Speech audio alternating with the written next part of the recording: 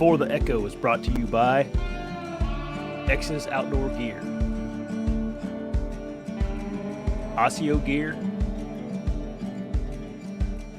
and Stealth Outdoors.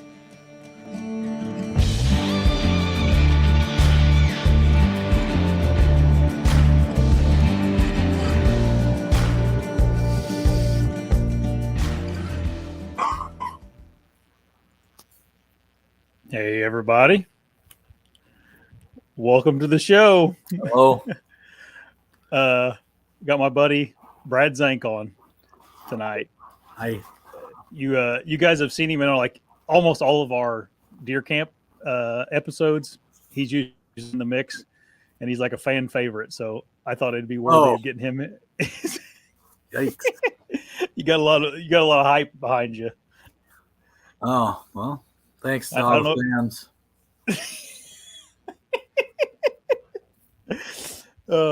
Brad's probably my funniest friend I have.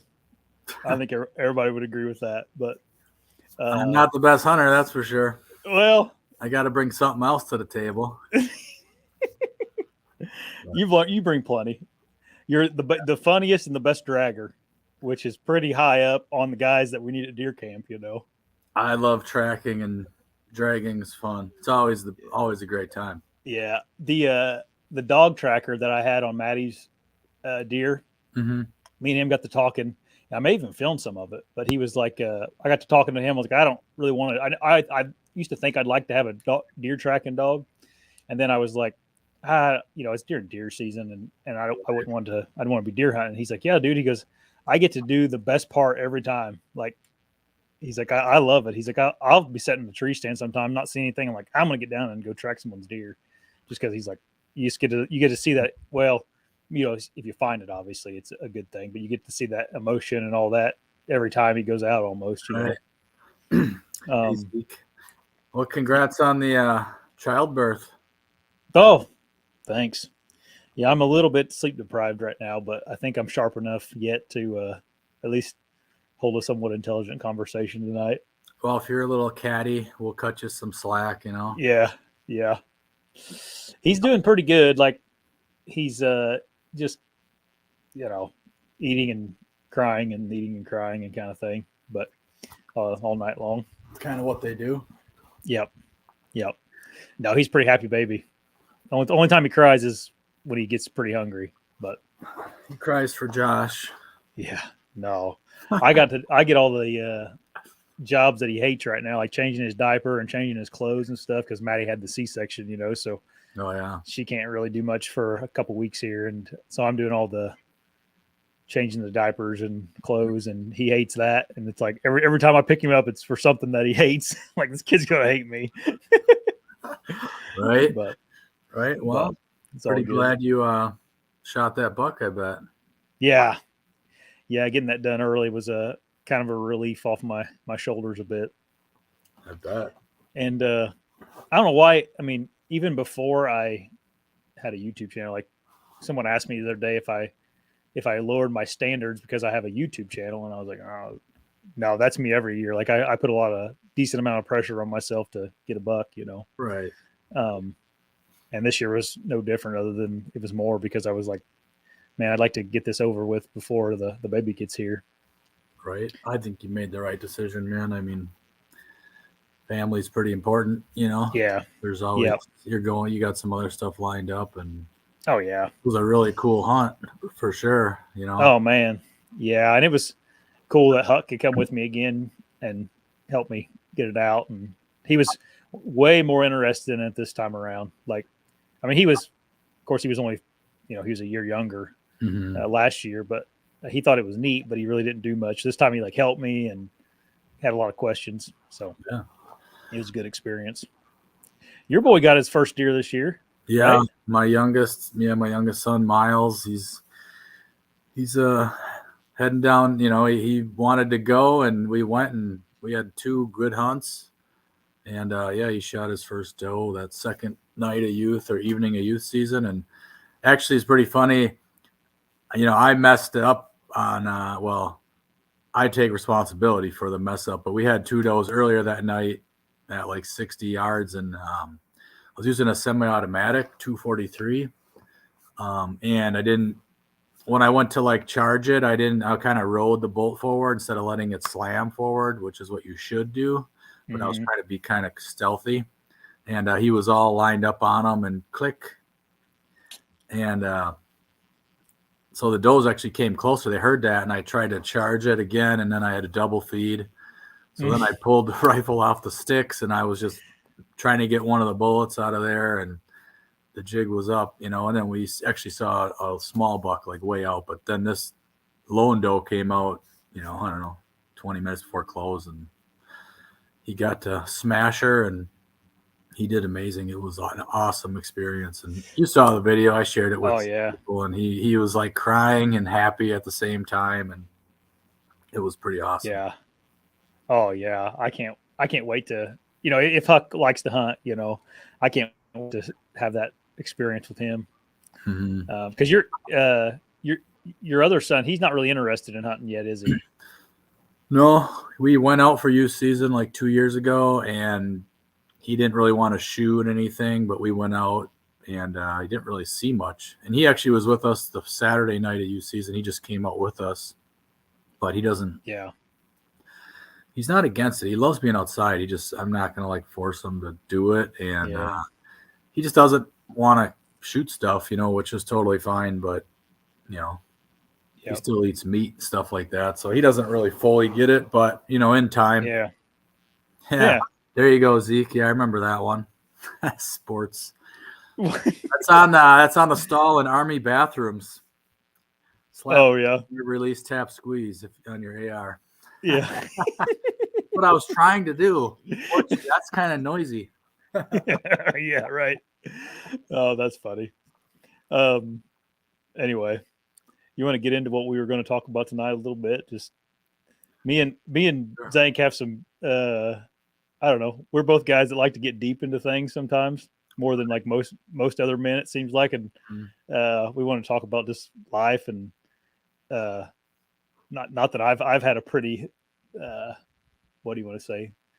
I haven't had very many struggles in life or whatever, or tragedies or anything. But Zank has been around the block in many ways, and is these wrinkles. Yeah, so he's a good person to talk about life with. And I don't know, we'll try to relate it to hunting, and it may not even be related to hunting tonight. It may just be like you could listen to us talk about how to become better people and all that. Right. Here's how I want to start this. Okay. You run like these ultra marathons pretty regularly. Yeah, right? At least a couple a year. And what's that? How many miles is that? 60 or? Well, I classify ultra marathon as anything past 26. You're 26.2 miles, but this year, I've done 200 Ks this year, which definitely I meet that requirement. But yeah, I'm big into the trail running. Yeah. What do you like about that kind of thing? Because that's something that's insanely hard. It's hard on your body when you do it. Like I've seen you afterwards, and you're just absolutely like, I mean, you're devastated afterwards. Yeah, usually you look like 10 years older, honestly. Yeah. Oh yeah. You look like a different person afterwards. Yeah. I like it's just one of those things, like you're proving something to yourself over and over that, like you just got to take that next step all the time. And you have so much more in you than you think you do. Your mind plays kind of tricks on you, and you want to give up, and you'll start making these little excuses that your leg hurts and your ankle hurts and there's no way I can do this. And you can, and you will, and when you start getting to the long stuff, like, when I started doing like some of the stuff probably like 10 years ago, you do a 50K and it's like, that was hard. And then you just keep, going further and further. And then you have to start eating right and stuff like that. But it's more mental than anything. I think our bodies can keep going a lot longer than you think, Yeah. So yeah. And do you thoroughly enjoy running though? Or is it something that you have to like kind of force yourself to do every day? No, I think running for me, especially on trails. I don't like running on the road at all. I hate it. Okay. But it's like therapy, honestly, for me. It's like time to just, I do so much thinking on the trails. I have, it's kind of like our hunting group. I have a group of, dominators, what we call ourselves sometimes, is just the trail dominators. And, it's like, who's got the dumbest idea? Let's do it, and we'll go. I went to Utah a couple years ago and did a mountain ultra. This year it was Pennsylvania. I did 100K, and then this in January in the winter I did one that was ran all night in the winter, and it just I surrounded myself with guys that like to do that stuff, and girls. There's some really amazing women in the community too that are just very supportive. If hunters could be more like ultra runners in the way they support each other, it would be amazing, because that's some of the best people you ever meet. Everybody just wants everyone to finish. It's really all they want. There's only one person that's going to win, and it ain't going to be me. And it's going to be someone that's a lot faster. Yeah, but it's not about winning. Yeah, just finishing something like that's crazy. Like an achievement wise. As far as the mental capacity that you have to push yourself through to do something like that.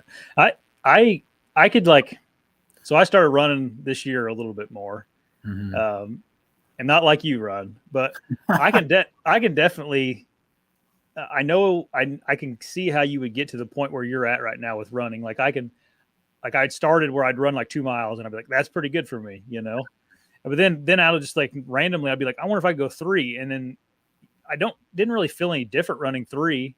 And then all of a sudden you're like, okay, I'm going to try 5 and then see how I feel there. And you at any point in those runs, you feel like, God, man, I can't go any farther, I don't think. And then all of a sudden you just did another 1.5 miles.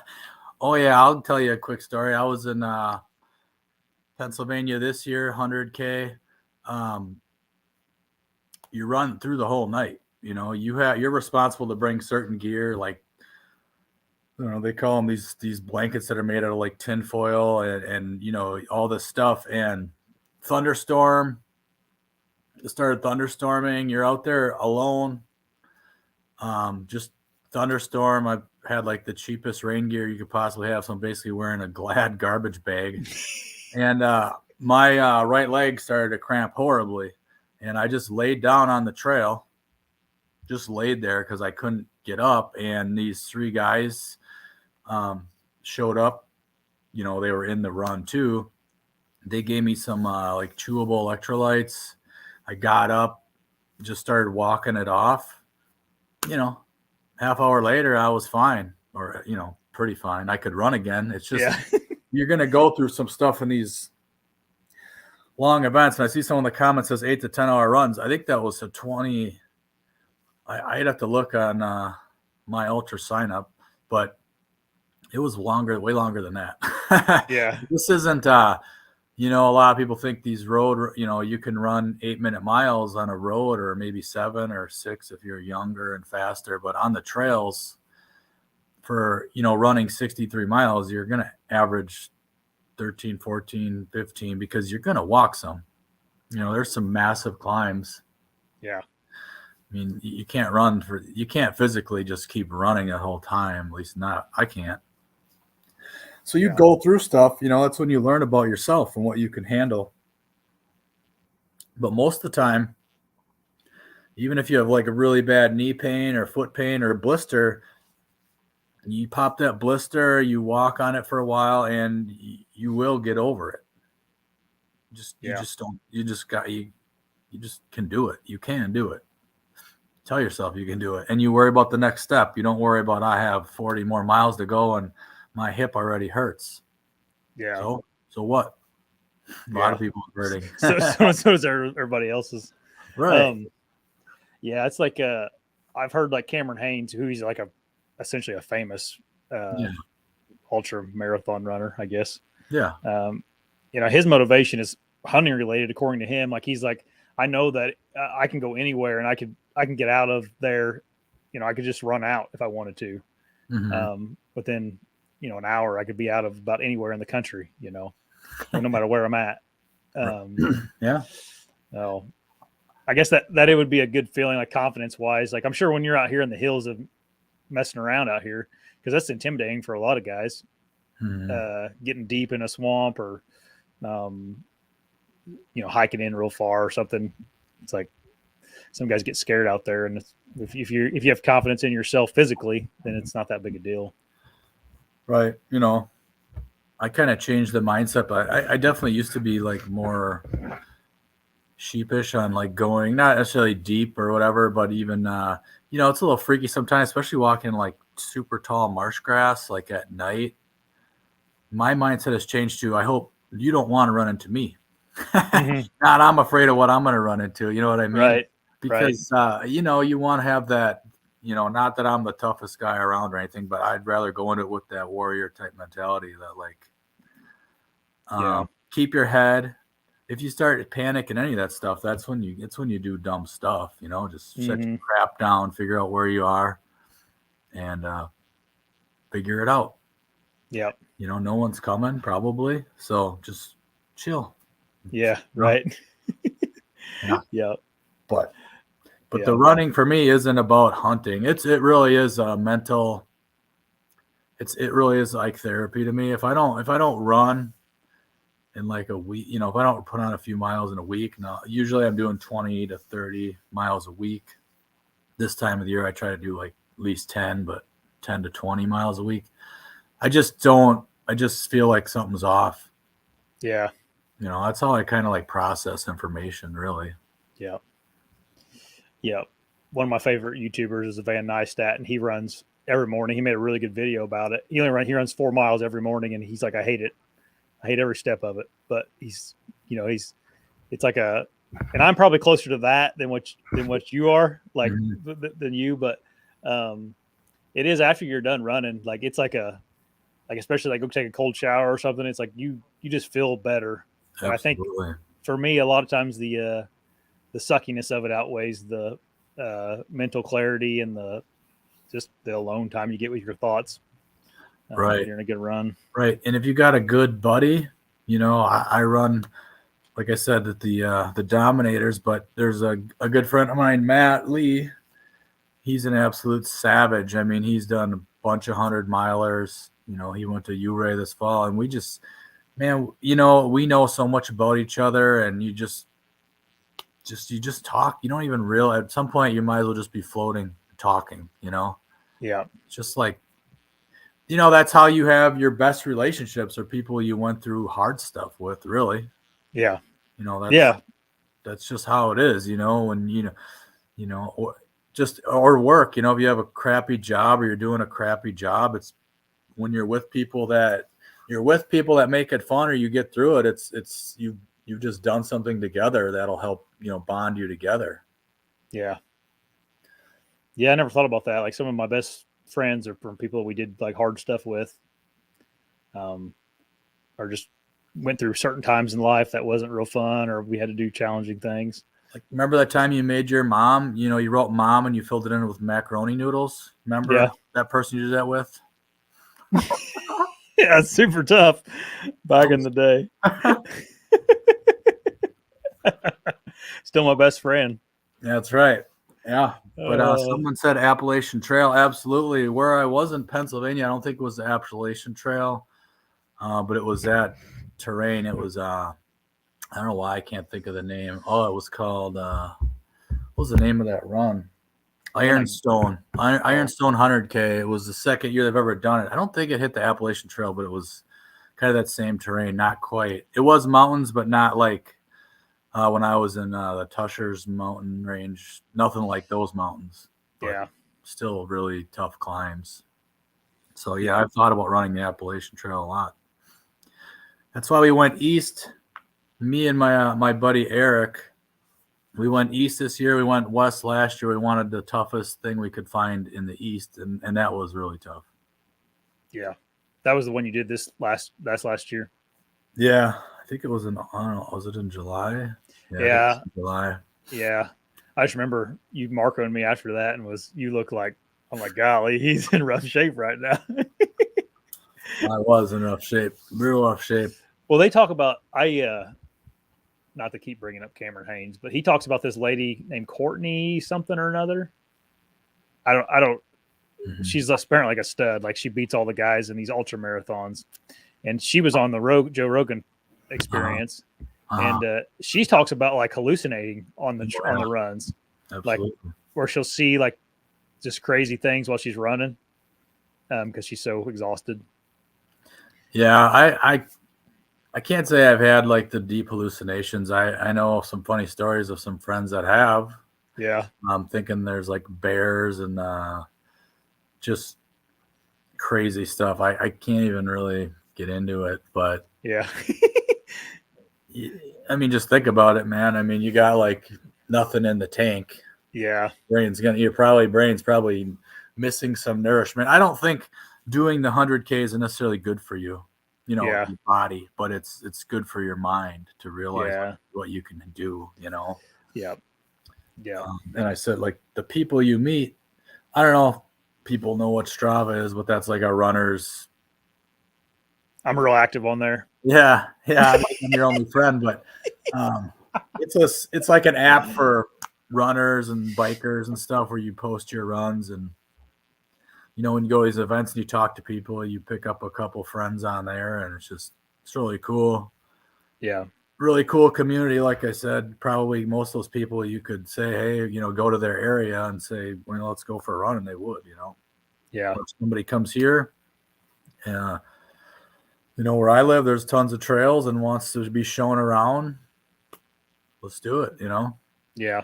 Yeah. Well, it's just a really cool community.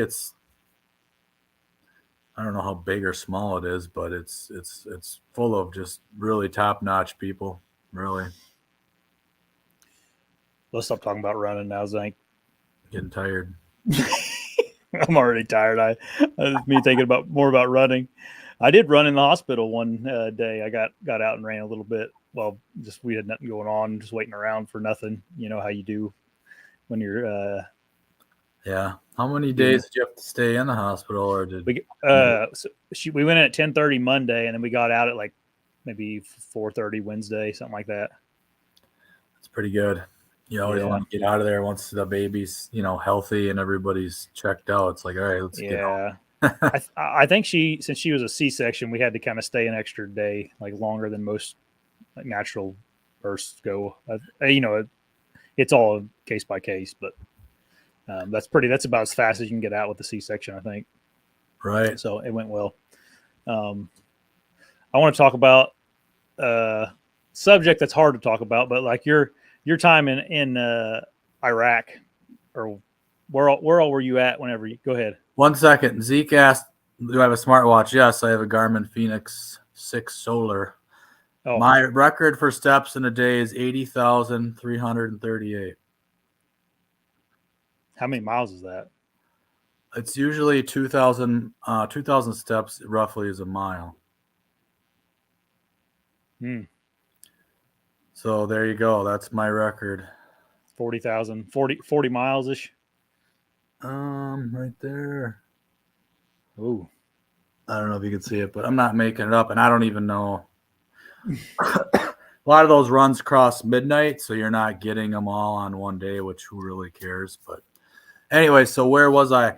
I joined the Army in 2002. I was in from 2002 to 8 or 2002 2010 in the reserves. So I went to, as far as overseas, I was in, these are the different countries I was in. What the heck's Qatar, Kuwait, Iraq, Ireland. Wait. Yeah, that's Ireland, right? Germany. Those are the different countries I was in. I was in a lot of different states as well, but right. Yeah. Was that the question? Yeah. What? Yeah, it was. What made you get into, like, what originally was your motivation to get in when you did back then? Well, really, it just kind of was like a 20-year-old without really much going on.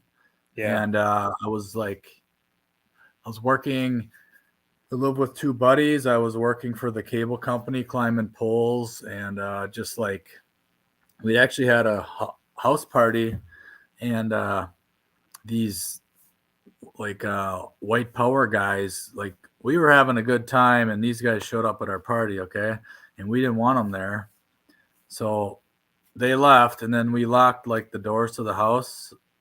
We knew they were going to come back, but we didn't want them to come back in. So they broke the door down, okay, and a massive fight broke out in this house. I mean, there was a lot of us in there, and we did not want these guys in here, and it was just chaos. Honestly, it was chaos. The Yeah. carpet was just soaked in beer, and I just was like, dude. And they said they were going to kill us. Like once we got them out, and like basically we fought them off or whatever, they said they were going to kill us. And I remember being like, this is not for me, you know. Yeah. So I was really impressed with this guy that I had met from the army, and I was like, you know, just saw him, and I was like, man, this guy's, you know, he seems really confident, and you know, I want that. I remember talking to my dad, and he's like, yeah, you'd never make it, you know, whatever, and that pissed me off. So I was like, oh, whatever, man. So, and I had a friend that was like, he was in the delayed entry program for the Marines, and he was one of my best friends, Brad Schaefer. So I started like going to these weekend things with him, like working out with the Marines. And well, then I talked to the Marine recruiter, and then I talked to the Army recruiter, and the Army recruiter, you know, they just had more benefits for what I wanted. You got like money for school. I got a signing bonus because I scored decently high on the tests and the ASVAB and all that stuff. So I just thought, you know, what I really want out of this was, you know, to be a better person, more confident person. And I did want to go back to school, and I didn't have much available like through my family as far as college, you know, as far as didn't have like a college fund waiting for me or anything like that. Right. So I thought, well, this is nice. I can join the reserves. It's only, you know, like maybe 30 miles away where I'd have to go every, you know, once a month. And I get a bunch of money. I got a signing bonus, and I'm going to get money for school. And this just sounds like a good thing. And I want to go do that, you know? Yeah. So that's why I signed up. It was, you know, I signed up after 9/11 as well. You know, it was in the back of my mind, but I wasn't like, I'm not going to sit here and say like, you know, the towers fell and I was first in line. It was a culmination of just kind of feeling stuck around here, not, you know, Yeah. not being 21, wanting to drink, and just being dumb, you know. And I didn't want to be dumb. I didn't want to be this, you know, the guy, you know, that just hangs out around town, and just wasn't who I wanted to be, you know. So I wanted to Yeah. get away, and that's what it provided, you know. Yeah. What was the feeling like when you found out you were going to places like Iraq and I'll never forget that. So when you're in the reserves, you know, you get to keep your normal job, and then you do your drill once a month, and you go, you know, you go every summer, you go somewhere different. And I remember one group. So what happened to me is called cross leveling, where your unit isn't set to deploy. Every unit's on like a deployment schedule. So you kind of know when your unit's going to go, if you're going to go. I don't remember the exact word for that. Maybe Zeke, or I see there's another couple of vets on here know what that word is. Now I've been out since 2010, so it's yeah. it's, you know, some of the stuff I don't remember as much, but it's a readiness level for your group. But when you're not that ready, they just kind of pick people, because, you know, the unit I was in, I joined for water purification. We had engineers, we had water guys, we had like supply, and you have admin. So whatever units are short those people, they can pull them out of your unit. So one group had already gotten cross leveled. I think a couple water guys and a couple engineers and stuff. So I knew that it could happen, right? But so anyway, so those guys were gone, and all of a sudden I lived in a duplex by myself, and I seen a FedEx package or UPS. I think it's FedEx. Those are called orders, and the orders just say, "Man, you need to report to Bay City, Michigan, on this date." So then you talk to my unit.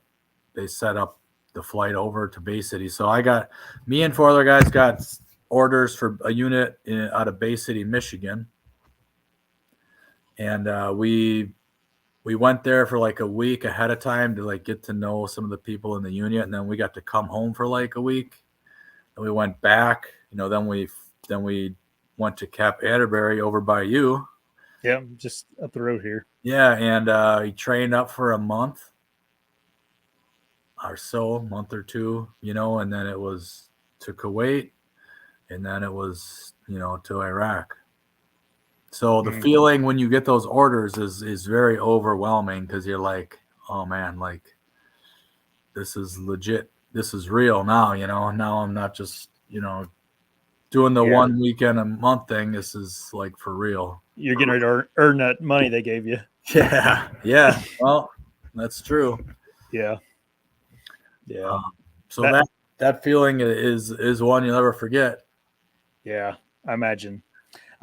I like have so much envy for guys like you that have done that. Like, I don't know if envy is the right word, but like, I just have like, I guess, respect that you would,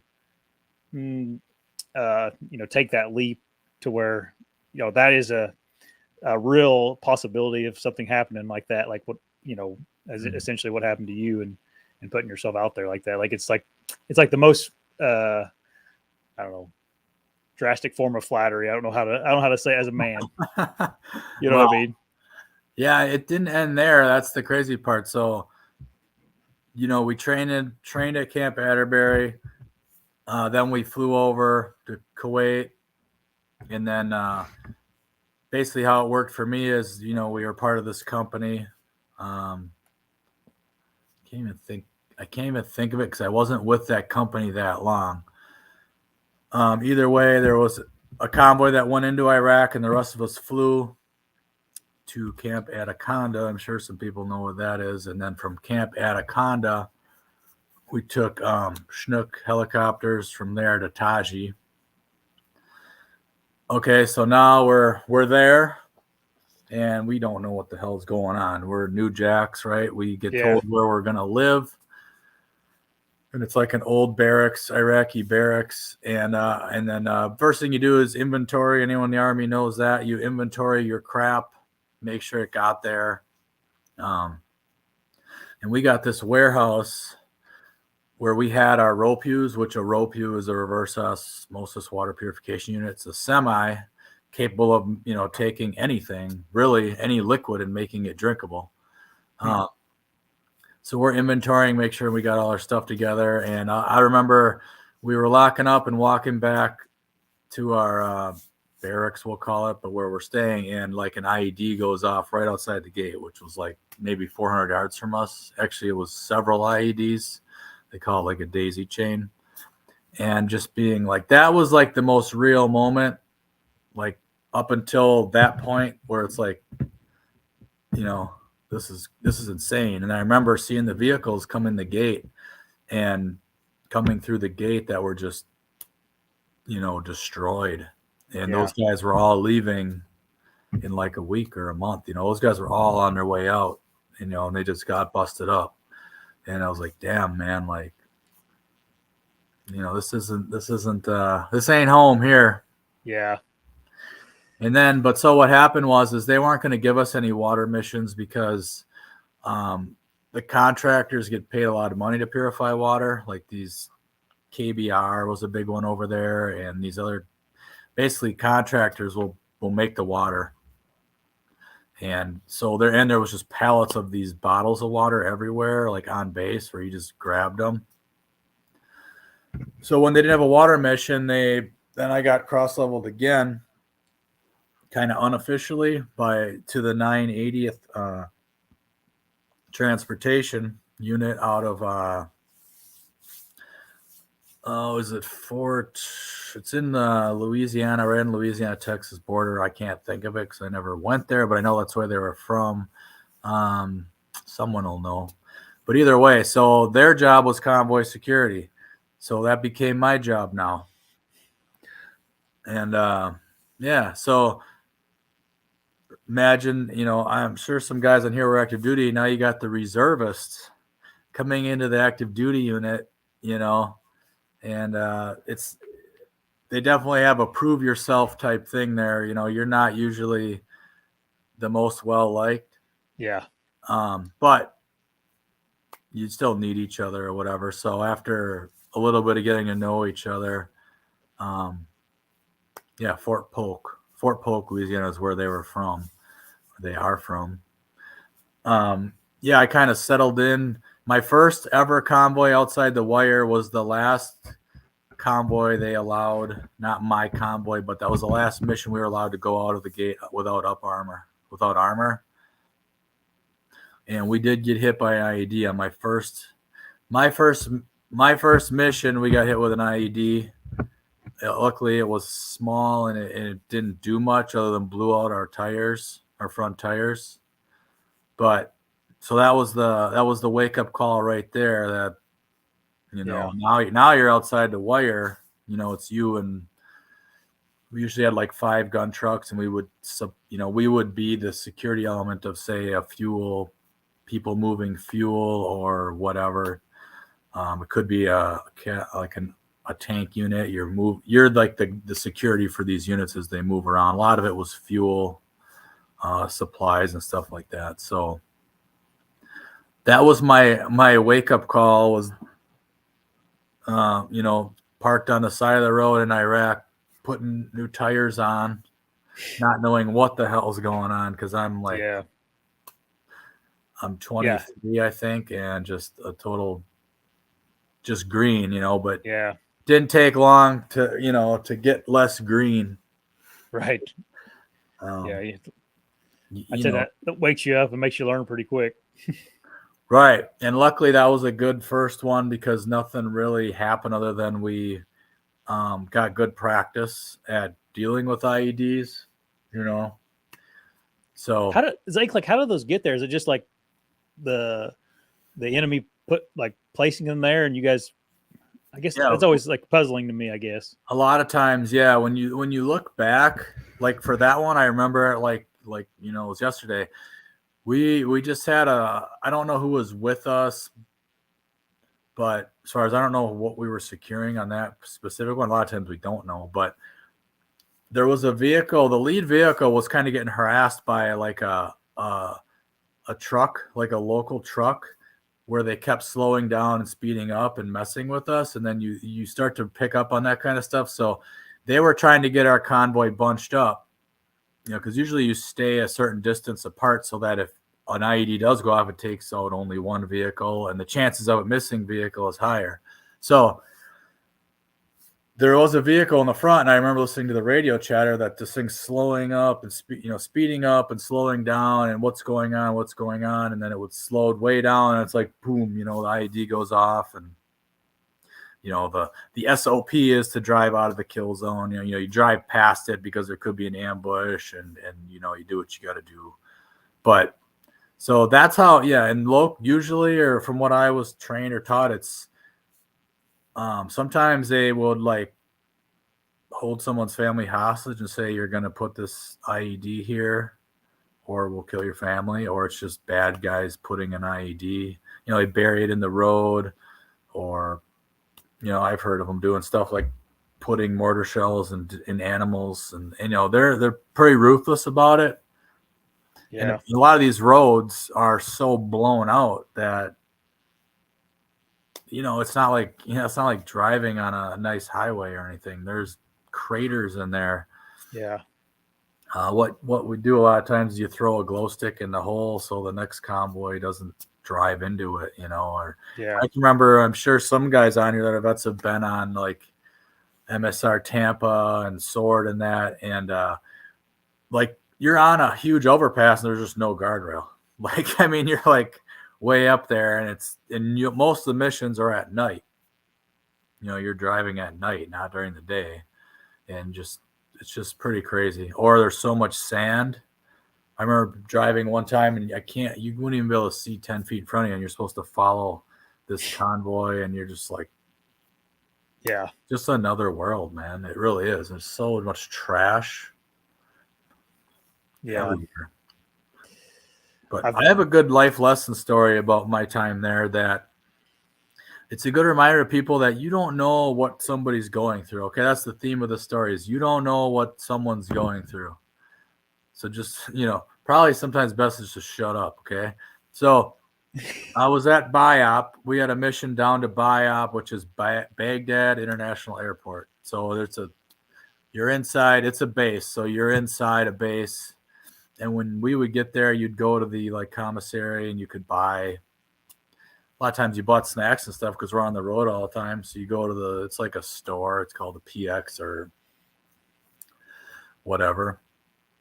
And there was I think he was like a specialist, which was like an E4 in the Army, kind of like your, it's like a specialist is like a pretty experienced, but you're not quite like your next rank would be a sergeant. So you're not new to the military, but you're not in leadership role yet. But he's carrying a SAW, which is a squad automatic weapon. It has a handle towards the front of the barrel, so you can carry it, but the barrel is kind of fragging everybody because it's kind of slightly cocked up because you're holding it to your side. You understand what I'm saying? Yeah. Well, he's in there, and he's carrying it like that.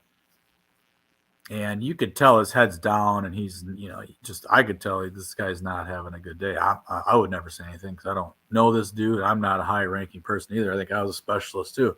So, but this Navy guy, and I don't know Navy rank, but, he says something, hey, specialist, something, put your, your weapon, carry your weapon properly or something. And the guy just ignores him and just keeps head down and going where he's going. Well, then the Navy guy gets in his face, and this specialist drops a weapon and just cracks the dude, like punches him right into a bunch of boxes. It was like on America's Funniest Home Videos, like he goes flailing into all these boxes, but like a movie scene or something. Yeah, but it just was like a reminder to me. It's like, you don't know what somebody's going through.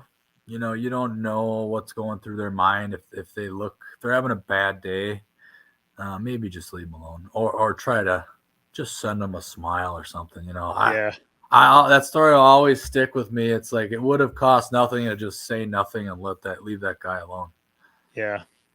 But some people want to pull. They call it pulling rank in the military, where you want everyone to respect your rank, and it's sometimes is a little annoying. Yeah. Overused or yeah, it's like, and I think that can relate to real life too, say you are an accomplished hunter or at your job, but you want everyone to know how special you are. It's annoying, Yeah.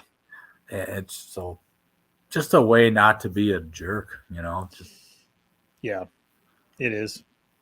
Yeah, but that is that's a horrible problem in the hunting world. Like, that's too small, or why'd you shoot that, or you shot that with a crossbow, or whatever. That's all right. Yeah, that's like the main theme to your arrow's not heavy enough. Exactly. Oh man.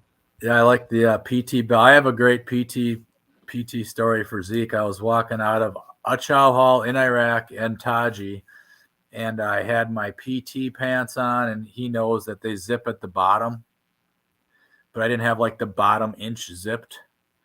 And, I was gone a lot on missions. So when I would eat at the chow hall, I was pretty casual and stuff. Well, some of the bases in Iraq were getting pretty big and a lot of rank was there. So they wanted you to start saluting them on base, which is foolish. But anyways, the guy, I don't know what he was, captain or a major or something, said something about my PT pants not being zipped all the way.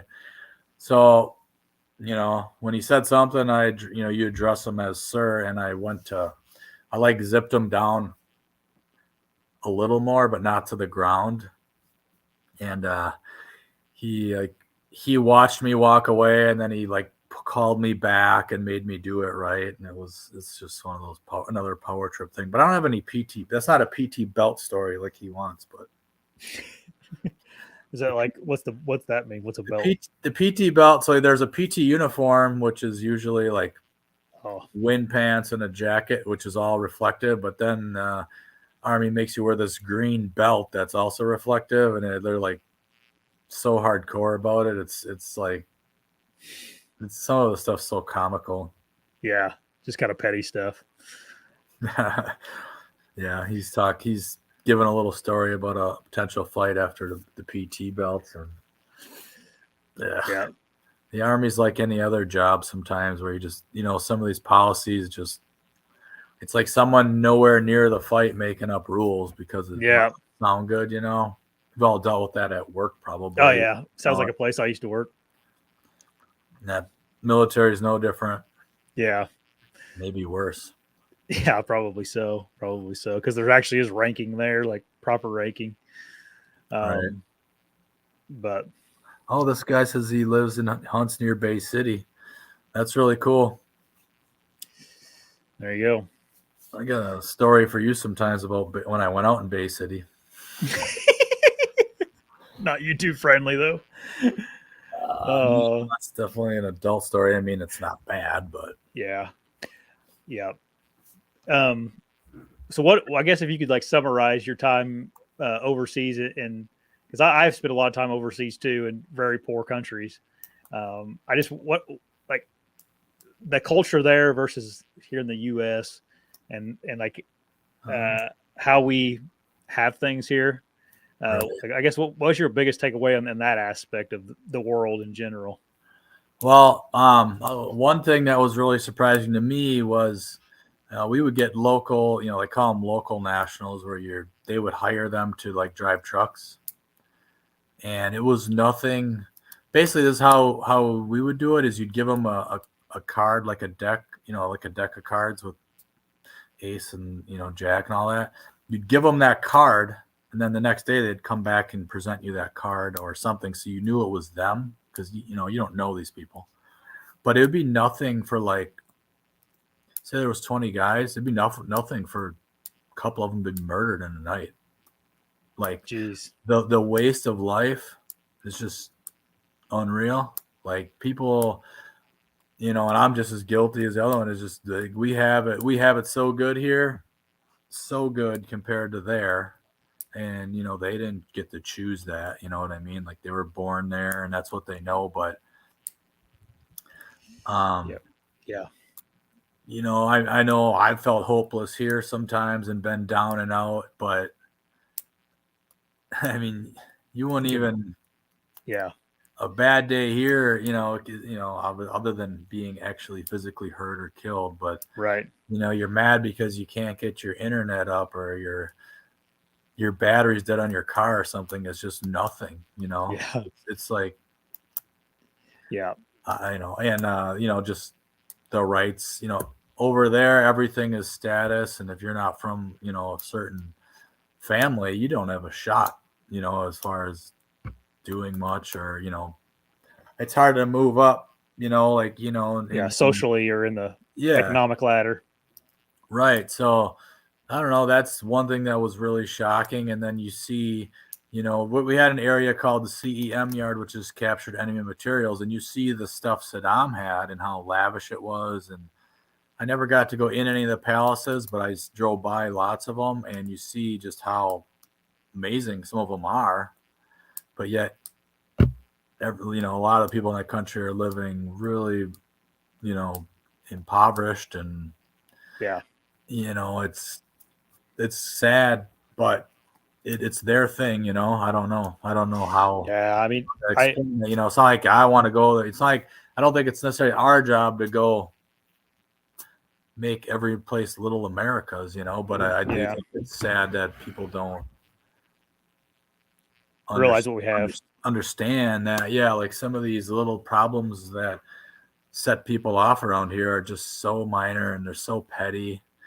And they sound like such babies, just to be really honest with you. I mean, I spent a lot of time all over Asia, and working in the feed mill industry, and you go to a feed mill, and like the feed mill is this giant company, and it's gated in. There's like these really crappy apartments on it where all the employees live inside the gated feed mill. They don't buy forklifts or anything like that. Like they have there'll be 40 people inside this feed mill hauling heavy bags around and all that kind of stuff. And then like they work pretty much all day and they go back to their little place and sleep. And it's just like, it's almost a slave labor is what it is, It's like, and it's just like, it's like, man, like I just couldn't imagine. Like they're essentially just in a prison in there, and they're just working away for nothing almost, all right. And then China, when I went to China and spent like 10 days in China, not in a place you'd want to visit in China, just like in the suburbs of China, out in the countryside. Mm-hmm. And like, I'll be honest with you, like they like worship the ground I walked on out there. Like I was getting pictures taken with me. Oh, dang. They knew about you. No, they just were like, I like the people I was with. I was like, why do they treat me that? Like, they're like, they think you're special because you're so lucky to be an American, that they like, it's like special to them to have someone that's like, it'd be like, a king or somebody coming in because they're so lucky. Mm-hmm. I don't know, like it almost makes me emotional talking about it. Like, yeah, insane. And you like drive through a town, and the town was just like literally shacks that look like they're put up with blankets and like cardboard, just whatever they could find to make a house out of it. And then we got to talking about that. I'm like, that's a city? And they're like, yeah. And that's just full of those type of places. And then they said, yeah, and then like a storm will come, and then it'll just get destroyed, and these people have to start all over again. It's just like, God. That's what they said. That's the life they live. It's like, man. Yeah. So let's all quit being babies about everything, huh? Yeah. Right. Yeah. Move on. Just because your Amazon package didn't come today. Yeah. Right. Poor thing. Yeah. It's kind of sad in a way, but it doesn't take much to start taking that stuff for granted, No, it doesn't. I mean, it's natural. Like your problems, everybody's problems are their own, right? Everybody kind of makes your own problems in your head, and I don't know if it necessarily makes them easier or harder, but just different for sure. Right. But it's a good reminder. Yeah, it is. I mean, that's what we're talking about. We're trying to remind some people how lucky they really are, and I'm lucky and blessed too, just like you. There's a in my unit that I ended up with, that 980th. We had, two kids. I call them kids. Are younger than me. They didn't get to come home. I think we sent like 5 home with pretty bad wounds. Yeah.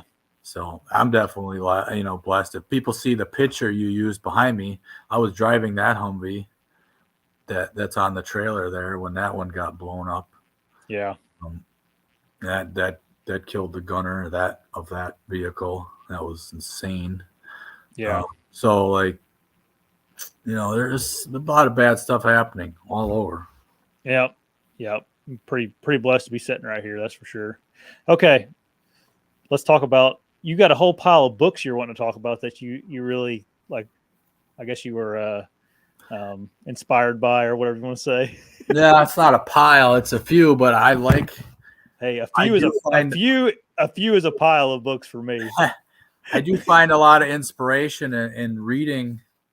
I'm not like a massive reader, especially now. I like to have the books read to me, by an app. But I do think, I know everyone's probably saw like Lone Survivor, the movie, but the book, I read the book a long, long time ago.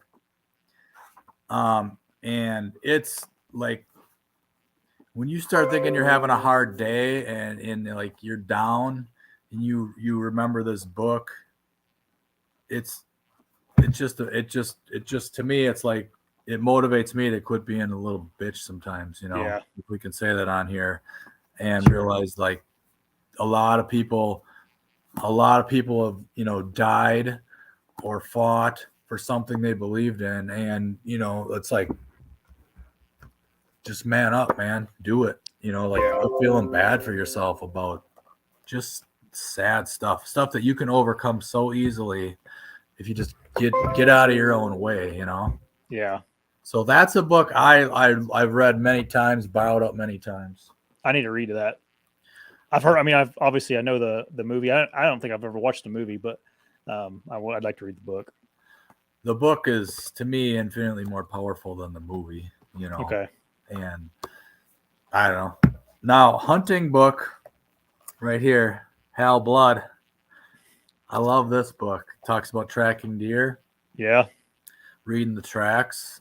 That's a good book. Or you've read The Benoit Way. Have you read that one? I haven't read it. I know what you're talking about. Whatever. That's a good book. Other book, I don't have it because I read it online, is I like the Jocko books. I like the Dichotomy of Leadership. Discipline Equals Freedom. Extreme Ownership. Those are amazing books that, I mean, I actually, he has kids books that I read to my kids too. Yeah. Mark's Mission and stuff like that. I like those type of books. But I also like, you know, I'm into fitness, and I really like this book. If anyone likes fitness, it's about, it's Fitness Confidential. It's about, I don't want to get on my soapbox about the garbage food that we have in the United States, and just ways we've been brainwashed to eat low, you know, think that fat is bad, and fat is actually really good, not trans fats. And, you know, to me, I don't want to get on it because I know it works for me, and that's eating low carb, low sugar, and feeling better. You know what I mean? So I like that book a lot. That's my massive pile of books. I have read quite a few books though. Yeah. I think, I think a lot of people would be better off if they understood nutrition a little bit better. And just in general, like how, as a society, we're so, and I think people, this is another soapbox, but I think in the long run, like this COVID thing that happened in the United States was like I don't know, if it didn't do anything else, at least it made people like think about what they're doing, and like how, like these people that make these rules that we have to follow, or whatever you want to say, like it's not always, they're just people like us, you know what I mean? Like I don't know if they always know what's going on exactly, and it's good to do your own like think about some things that people are telling you, and making sure you're okay with whatever they're telling you. We're going through it right now with all the, like, you have a new kid and all this stuff people want you to do with your kid, and you got to put this shot in them, and this shot and this shot, and there's like, it's like, golly, like, wait a minute, let's let us think about it. And like, you know, just because you said it, I kind of like to know some more information about it, you know. But and I don't know where, it's insane and everything. You know, I heard a commercial the other day, and it was about, I can't remember exactly what it was about, but it was sponsored by Pfizer. But it was like something they were, you know, pushing. And I'm like, wait, it's just crazy. It is. I've talked to your wife about the vaccines, and like vaccines and autism. You know, I don't know. Maybe it's all conspiracy, but it's pretty unreal how many more vaccines kids get from 20 years ago now versus then. I don't know. I'm skeptical. Yeah, it's Do you really want to introduce this stuff into a person's, you know, a newborn's body? They don't have an immune system hardly yet, and yeah. Anyway, let's not talk about that anymore. I'll get demonetized. Anyway, this is a book that really has helped me in life. It's called the Compound Effect. Have you ever read that? No. It's a super simple concept. It's like, essentially, you can do anything if you do it just a little at a time. Okay, that's like How to Eat Elephant. Yeah, kind of is. It's a super easy read, which is important to me. That's good for me too. Yeah, but you know, it's a little bit like a financial book. It's about life. It's about just success, and I mean, it's a good way to go about life. Like, a lot of people don't start anything because it's like the task at hand is so far down the road, or it's so unimaginable. Like people that need to lose weight, right? Like, I need to lose 50 pounds. It's like, man, that just, but like, okay, well, this week, let me try to lose a pound. And then like, if you just do that for every week for a couple of years, it's like, oh wait, I'm a couple years is more than 50 pounds, but if that's a half a pound a week, there we go. Right.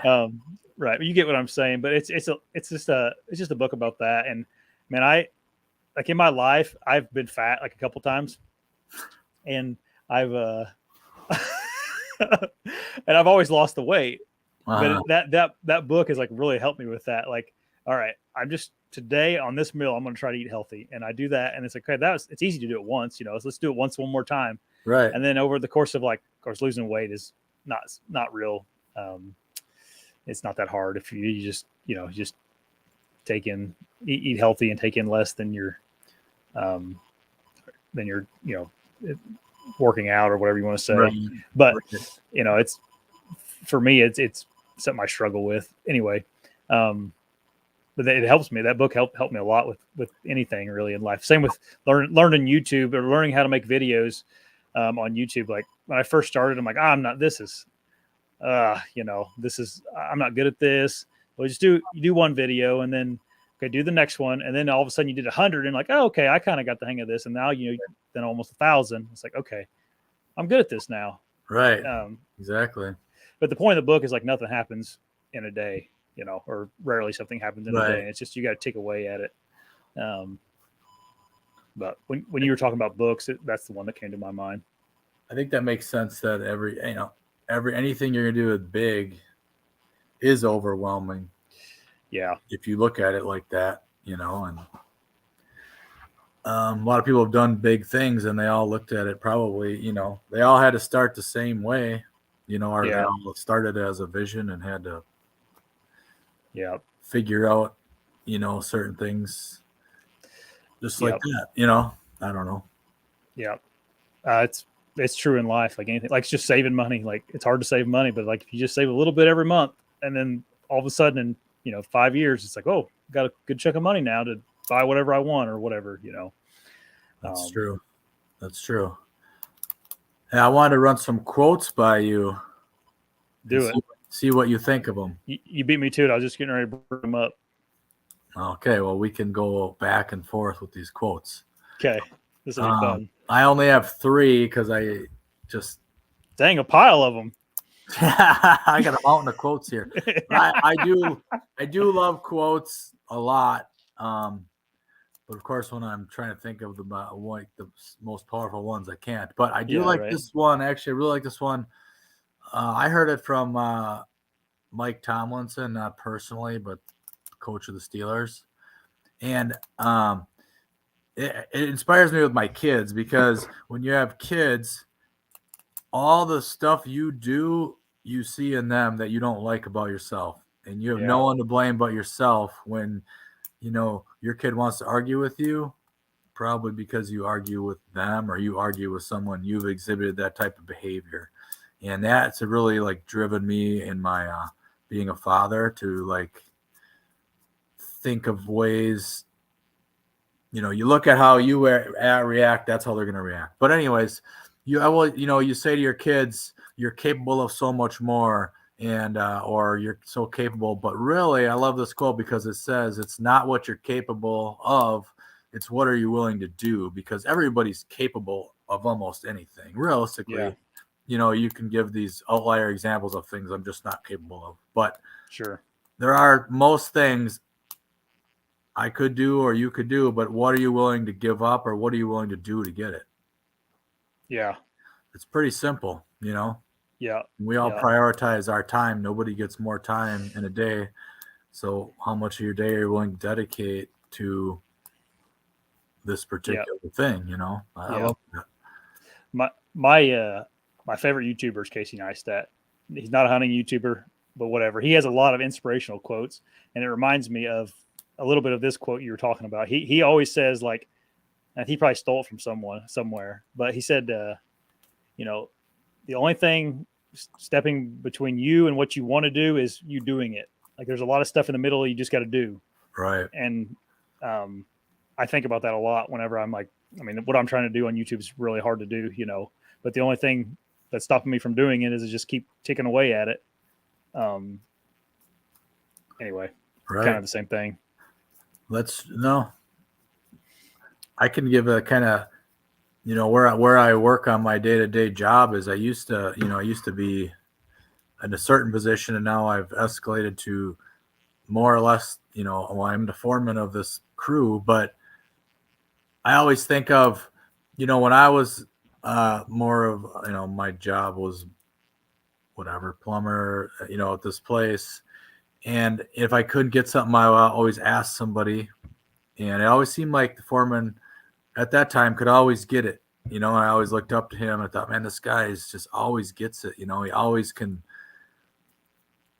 get this bolt off or somehow he can overcome all this stuff. And now I've had to become that person. And it's crazy how much different it is when you're the one that has to get it now. Like everyone's looking to you when they can't get it. And it's just crazy how much more stuff I can get. Right. You know what I mean? And it's like stuff. And then it's always the same thing I would say is the same things my guys say is, you're just going to walk over here and get that right away. And it's like, that's the same thing my boss used to do. And it's like, it's just the mindset, I think, is just knowing like, I have to get this. That, that, and it's like the compound effect too. It's like, no, you've also like been doing it a long time. Over these years, you just learn a bunch too, because, one day you learned this, next day you learned this. And all of a sudden it's like, oh wait, I know a bunch now too, Yeah, that's definitely true. Yeah, but I mean, you're right too. It's a mindset too. Like it's my job now. I gotta do it. So, exactly. That's funny though. It's funny how all these are like tied together a little bit. Okay, I got what's another one? Okay, I think this one has a lot to do with hunting. Personally, it says, and this is from Jocko. It says, if you let your ego in the way, you will look to other people and circumstances to blame. And I think that has a big thing to do with hunting, because when you're not successful, I've done it. A lot of people have done it, but you want to look towards, that person screwed up my hunt. That person's in my spot, but that's all ego, Yeah. That's an excuse. And people are always it's not your spot. I don't care how special you think it is, especially if it's on public land. It ain't your spot. Yeah. That guy might think it's his spot too. Yeah. Right. So you got to swallow that ego. And he would be right. Right. Yeah. It's both your spot. But, I think this is a cool reminder of like, well, you're going to take responsibility and, just keep trucking, or you just want to sit here and blame everyone else for why you didn't get that deer or whatever you were trying to get. Yeah. Everyone had obstacles. Everyone has obstacles, You have obstacles in what you're trying to do. I have obstacles in what I'm trying to do. So it's be pretty easy to just give up and make an excuse, that was hard, or that's never going to work. That's dude. bull. That's bull. Deer hunters are full of them, man. It was too hot. It's too cold. The wind was wrong. I don't like mosquitoes. Yeah. Waiting for the rut. Yeah. I mean, it's if you're gonna make excuses, then and you don't fill your tag or whatever, those excuses aren't they're mean tag soup sometimes. Tim says, or first said, he says, Master has failed more times than the newbies have tried. That's a great quote. Yep. There was another one that I had in my mind. One of my favorite quotes ever is from Mike Tyson. I hope I get this right. It's something along the lines of everybody has a plan until they get punched in the face. Right. That's a good one for the public land hunter, Yeah, right. Because my first sit of the year, I went to a spot where I had a card stolen out of a trail camera the year before, and there was someone had hung a legal stand literally right there. Opening morning where I wanted to be. I had planned on hunting there for how long. That's kind of like the equivalent of getting punched in the mouth, Yep. So, but that is a great quote.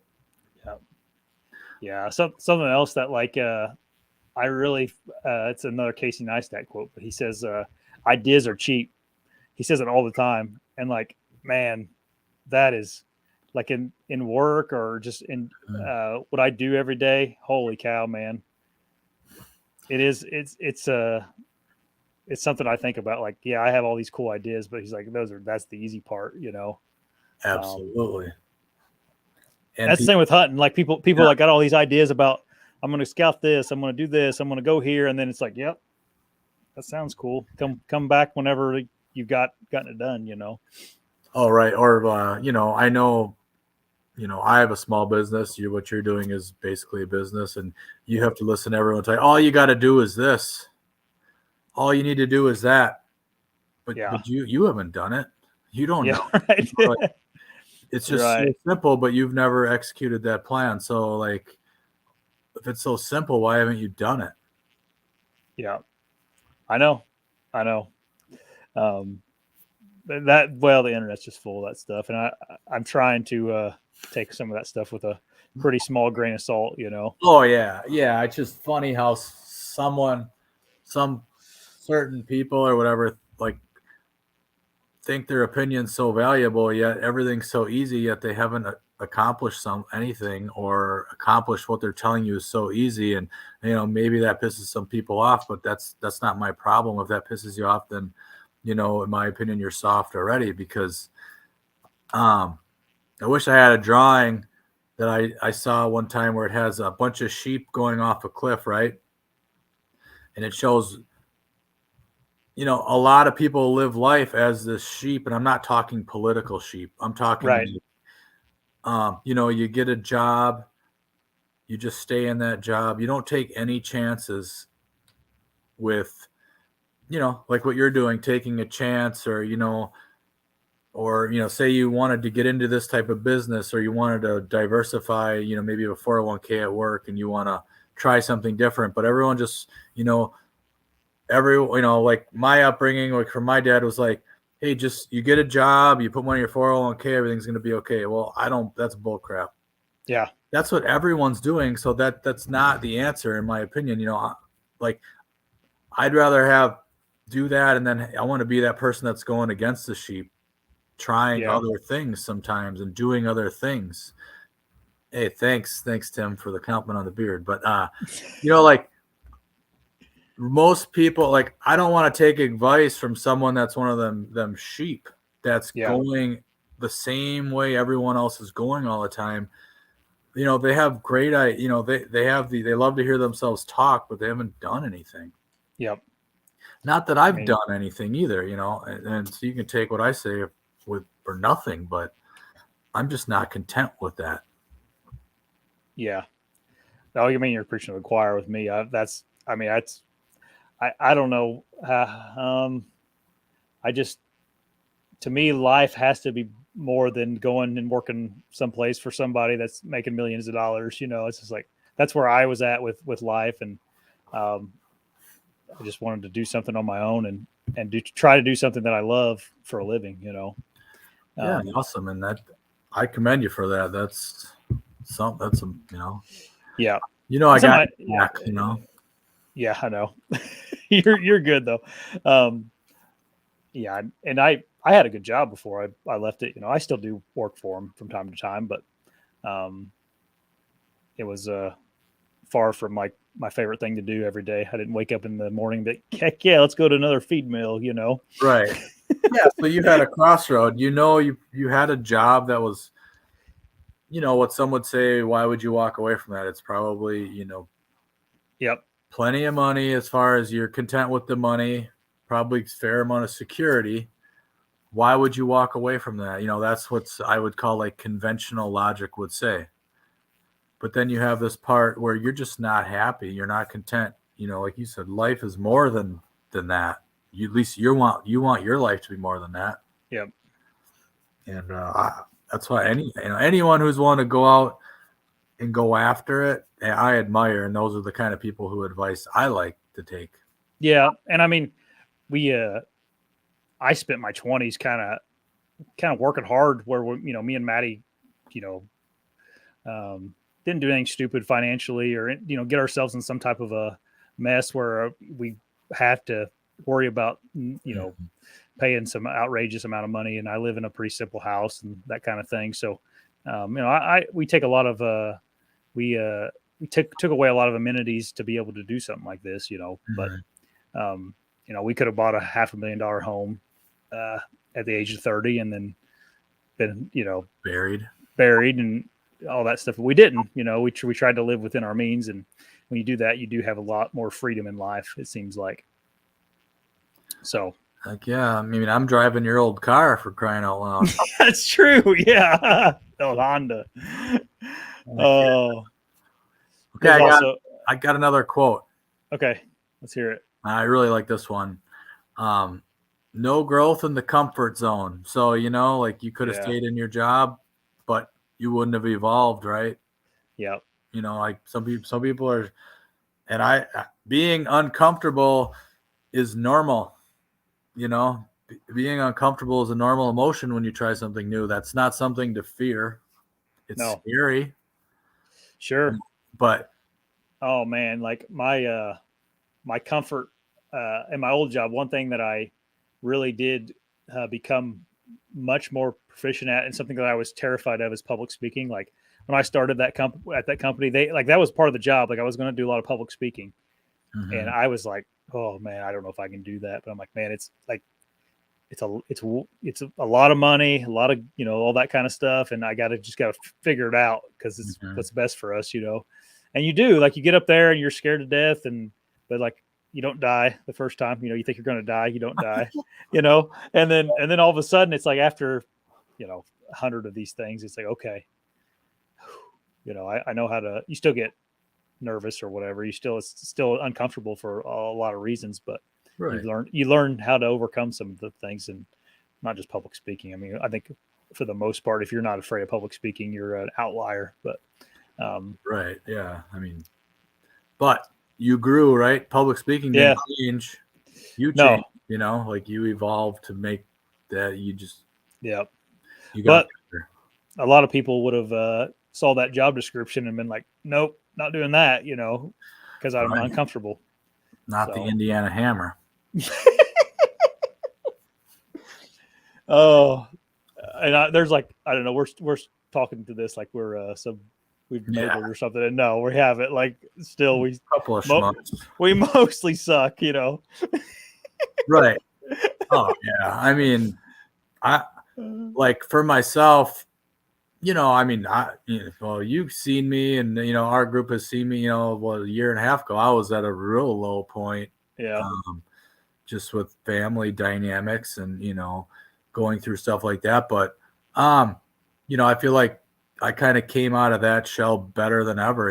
As far as financially and stuff. And even as a father, just.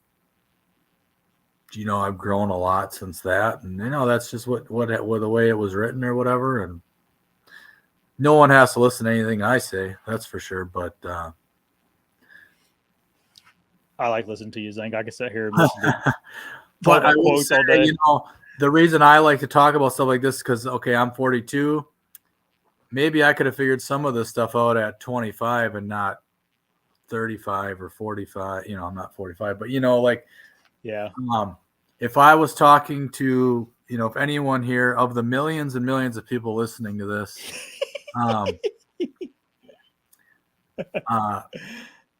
if you could take some of this stuff and realize what the most important things in life are, is I think it's relationships. And that's what I tell my kids, my boys. I have 2 boys. Is they watch these YouTube videos where there's Lamborghinis and they want to, but all that stuff is junk. Relationships are what matter the most. I would say other than things like faith and other stuff like that. But as far as in your day-to-day, relationships are going to open more doors. Yeah. Than almost anything. I think that's so important. When you're young and dumb and you think all this stuff, I put a lot of thought into, like, when I read the comments on my video, the stuff people say doesn't bother me. What bothers me is why people say it. Yeah. It doesn't hurt me. You're not going to hurt me by telling me I took too long of a shot or whatever comedy said. It doesn't bother me. Yeah, too light arrow. But why? Yeah. Why do you feel the need to say it? That's what I was thinking about a lot is what do you expect someone to react to that and do? Like, oh, can we hang out and compare arrows or something like? But what I think it comes from is an immaturity, and you want to be heard. You want people to hear you, right? So you want to feel that value. And what I would challenge people that say that is get skilled enough where people ask you. You know what I mean? Get to a point where people want to know what you have to say. Add that value. You know what I mean? Does that make sense? Yeah, 100%. I'm sure some of these guys that are making these comments are like super skilled people and super talented people. So I'm not crapping on you. But when you force your opinion over stuff, like when you say stuff based on knowing next to nothing, it just comes across as very arrogant. Yeah. But well, most people in the YouTube comments section, which is almost not even worth like talking about it, but like, they have such a small knowledge of what's going on on a deer hunt. I'm talking about just deer hunting. Like, yeah. Like what we put on the YouTube is it's like a, the hunt may be 5 minutes long of something that took you all night to do. It's like, oh right, yeah. You can't put every scenario and every thought that was in our mind on YouTube. It's just impossible to do. So it is weird. It's a weird thing to want to get on the on YouTube and hit the dislike button. Like that's a weird thing to want to do. Like, right, yeah. To waste your time doing something like that. But exactly. I don't know. Maybe I'm just getting too deep because I think at some points in my life, maybe I was that guy that I thought I knew something, and so I thought I wanted to like people to know that I knew this or that, and it's now where I'm at in life is, in my profession, people call me all the time and I don't know everything, but I know how to get the answers. Yeah. Or when it comes to the stuff that I'm good at, people call me and ask me. I don't have to force my opinions down their throat and let people do what they want to do. Yeah. You provide options, and if I don't know where to hunt, I'll ask you or Gary or Eric or, Tim or something. I'm not global, maybe global too. Global. If I want like a 300, word article, I'll ask global, but I'm just saying like, okay, what do you look for like in a friendship? I think that's important to talk about because, my circle is small. Yeah. I basically have 2 groups of friends. It's like hunting friends, or probably 3 groups, running friends. And then it's like probably like just friends I've known over the years that I probably don't chum with very much, but I still value them. Yeah. But if to like make a new friend right now, it's going to be tough. Yeah. No, I know. I say it all the time. Like sometimes I'm like, I feel like I have too many friends.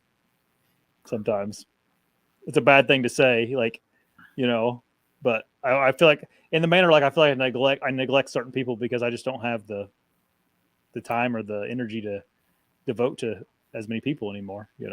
When you're younger, you just that's all you do is hang out with people and screw around, and now it's like, yeah. Well, it's like, to me, a friend, when you get a little older, it has to add value to your, not that those other ones don't add value, but it's like, I need to be able to lean on you for something, or I need to be able to talk through something with you, or I need to value your opinion, or I need, you need our goals to be aligned in a way where the way I'm headed, or I know the way you're headed, and we have to be able to help each other. And not, for me, if you're going to try to bring me down, we're not going to be friends. That's just, now I'm not saying don't razz me without mercy, because I like that. That's what a friend also has the capability to do. But when I need you, and I have needed a bunch of you recently, you guys were there. I'm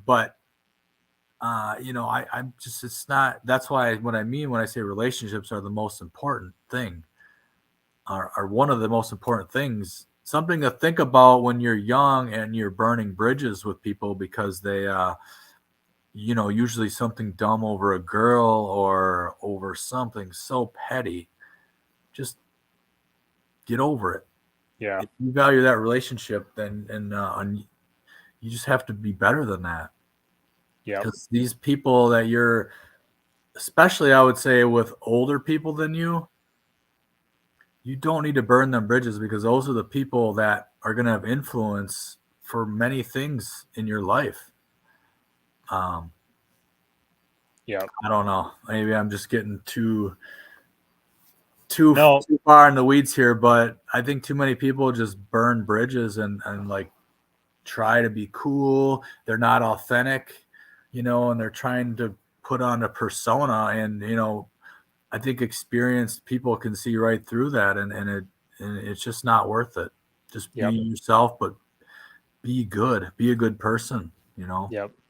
Something else is a lot of people have a really hard time disagreeing with each other anymore, Right. and talking that kind of thing out. Um, I tend to, at least as I get older, I tend to be attracted to more like older friends. Like I seem to be closer with some of my older friends now. Like you guys are older than me. Mhm. Just I don't know. I guess it's probably one of those things I never thought about until now. Maybe it's a value thing. Like I can run things by these guys because I've been there and done that, 10 years ago compared to me. Um, Yeah. and that's maybe something psychologically I'm doing that don't really even recognize it. And like you guys, now you have fairly young kids yet, but not like as young as me. But Mhm. a lot of my kids, people my age, are kind of doing the same thing I am doing, where they're just we don't really hang out anymore because we all have kids and Yeah. Very busy lifestyle. yeah, Mhm. yeah. Whereas you old guys just sitting around all the time. Oh yeah, dude. I got so much free time. It's like, Call me anytime. No, yeah. no, I'm kidding. I'm No, kidding. and I get it. Yeah, I don't know.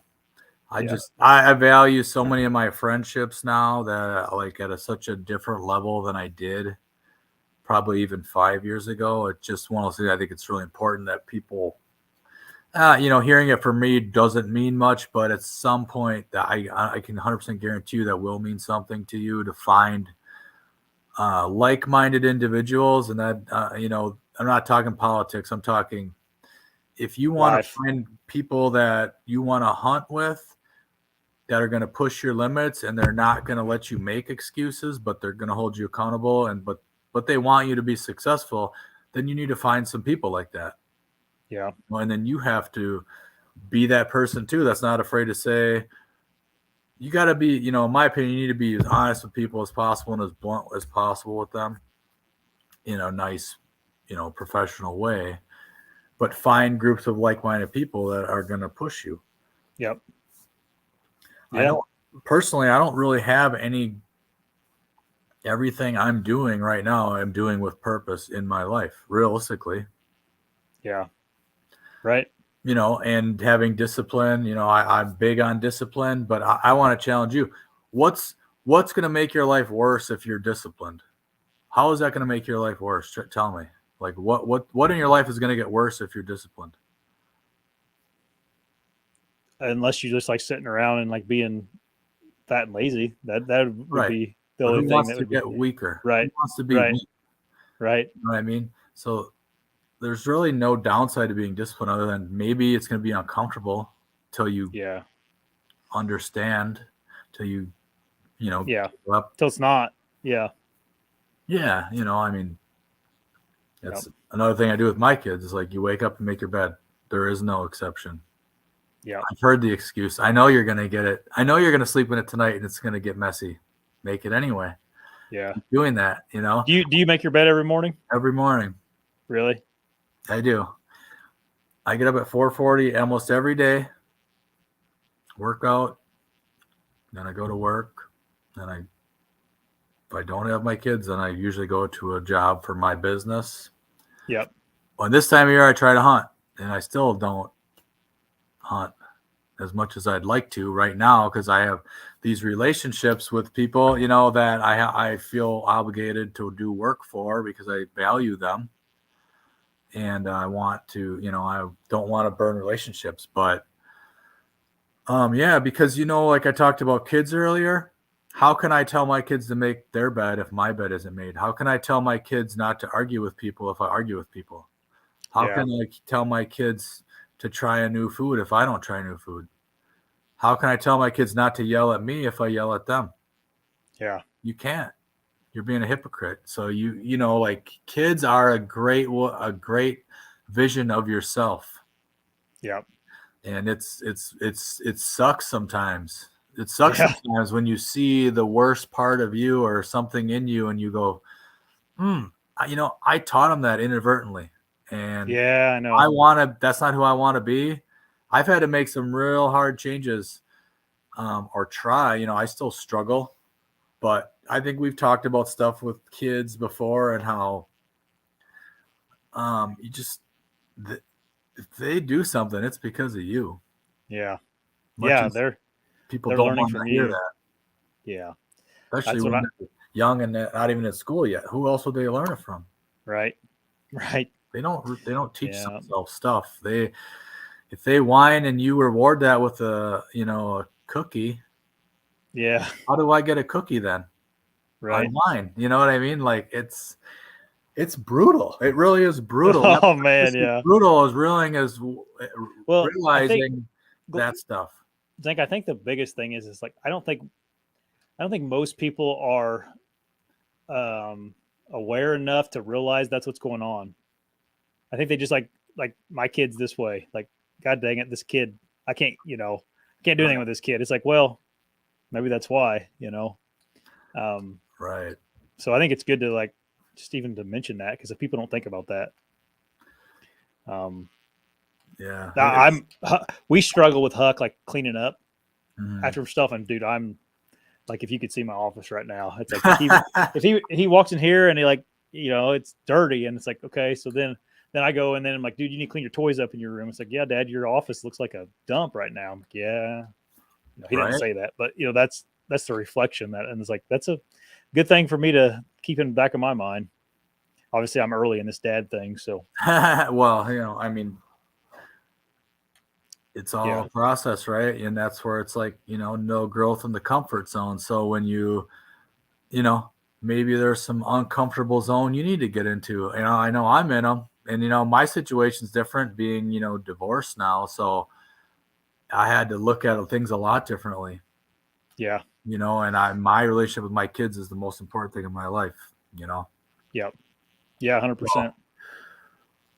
I'm not going to be over here screaming and yelling at my kids. Not that I really ever wanted to do that or have really done that. I've lost my cool a couple times and raised my voice, but that's not really, something that I do. But, I'm all about growing closer to them, and I'm really close with them right now. Anyone who knows me and sees me with my kids knows that that's the way it is. But I worked really hard at that, Yeah. Yeah, 100%.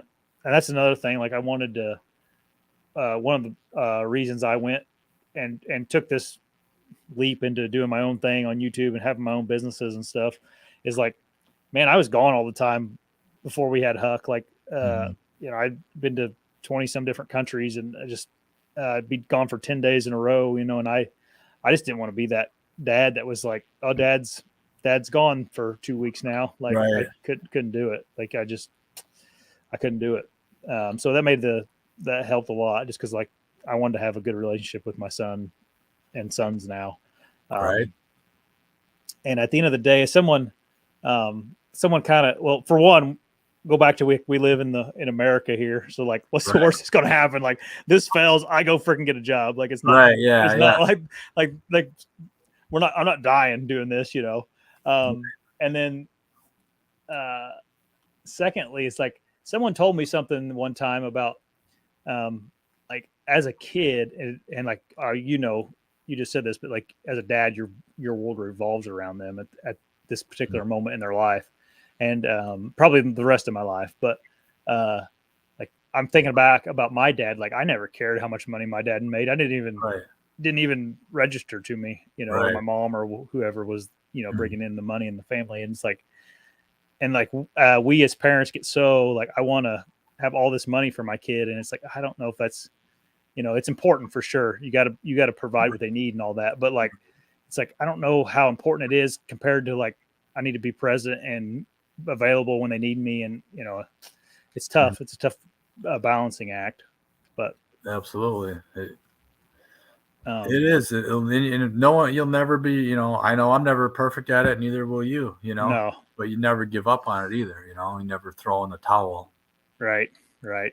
And I just didn't feel like at my old job, I just didn't feel like I'd be lacking in some of those areas where it's like, you know, um, anywho, Well, what else?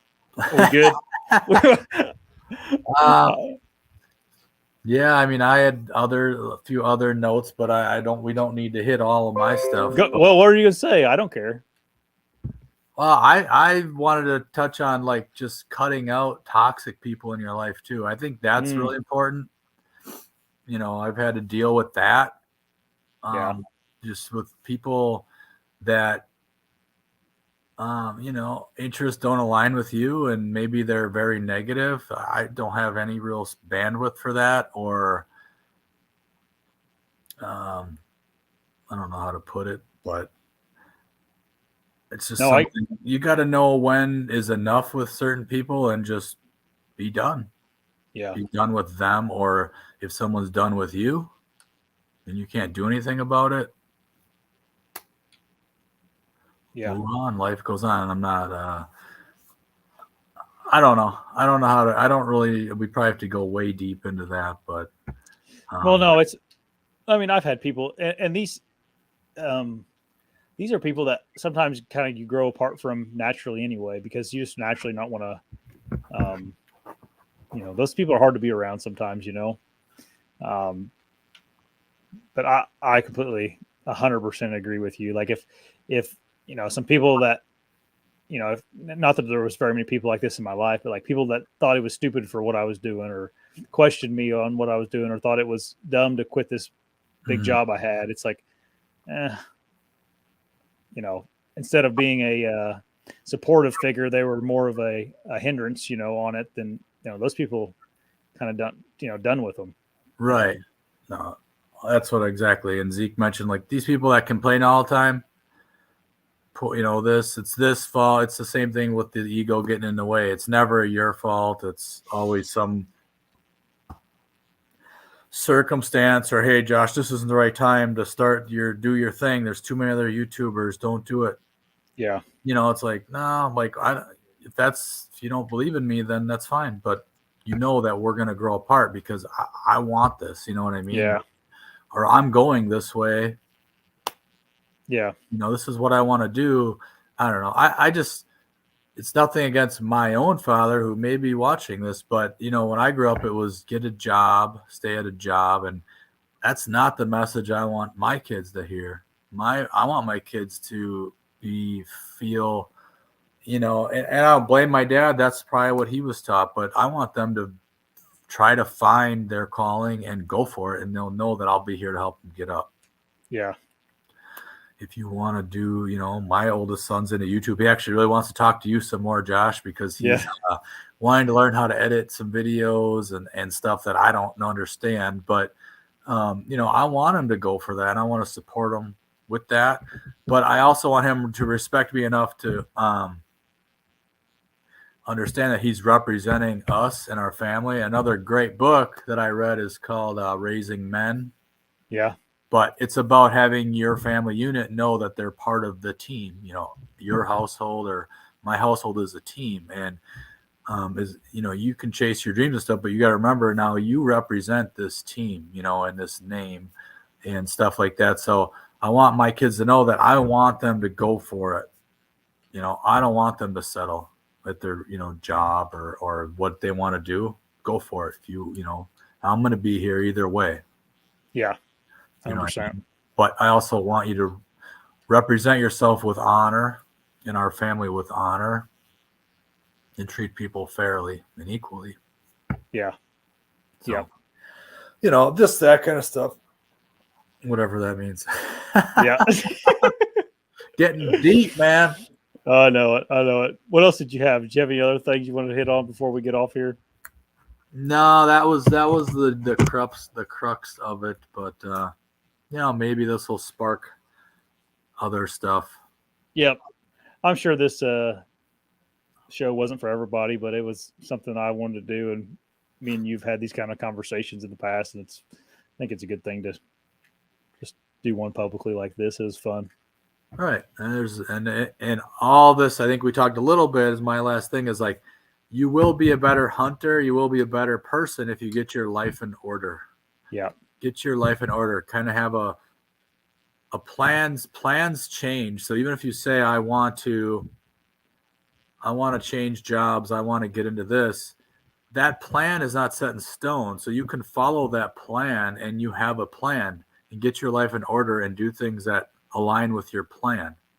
Yeah. You know what I mean? And that's where having discipline to stick to your plan. And like you said, bite off little chunks. You don't be overwhelmed by your plan. Yeah. 100%. But get your life in order, get your relationships in order, and be blunt and honest with the people that are the most important to you, so they can get on board with your plan or help you with your plan. And your plan might be your family's plan, not just your plan, or your plan with your kids. Let them have a plan too. Yep. But life is easier. It's better when your life's in order. So get your shit in order. Yeah, there you go. That easy. No, it's not that easy, but it is. It's not as hard as either. Like you said, just get one thing in order today. Yeah, right. And get two tomorrow. I don't know. Yep.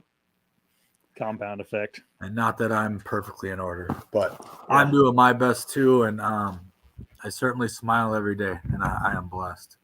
All right, dude. Let's get off here. I'm gonna go. I gotta go. I got reservations at table 15. Yeah. Inside joke. Everybody, thanks for hopping on tonight. Hope you enjoyed it. See ya. See you guys. Bye.